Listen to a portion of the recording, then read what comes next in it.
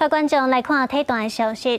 日本东京听将奥运正式宣告，咱台湾选手是隆重摕到1块金牌、6块铜牌，一个6块银牌的好成绩。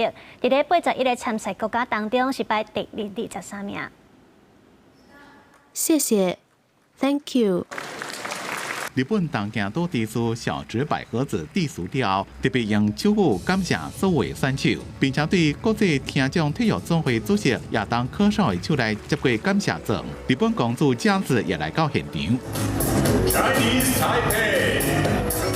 台湾是捌提过听学电竞10项全能金牌安敬龙教练代表蒋琦，各国选手由听有甲听无的学生引导入场。其中听无的学生为了要甲外国选手交流，也阁学国际手语。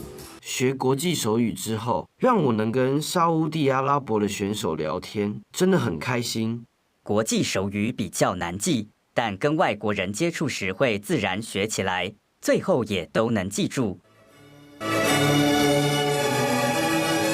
现场听学会期慢慢的降落，代表东京听学圆满结束。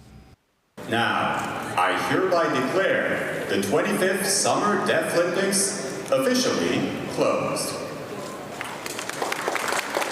闭幕表演的主题是“美好的未来”，是日本耳孔听无甲听有的舞者做伙表演。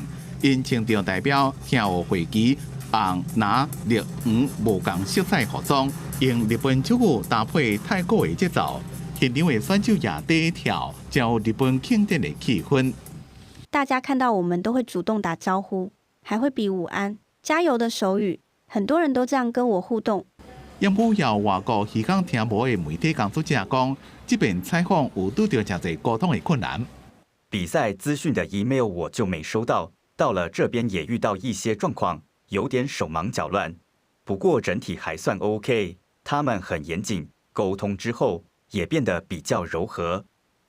2025年东京听学的闭幕典礼已经结束，不过后一届由多一个国家主办，到即马也未决定。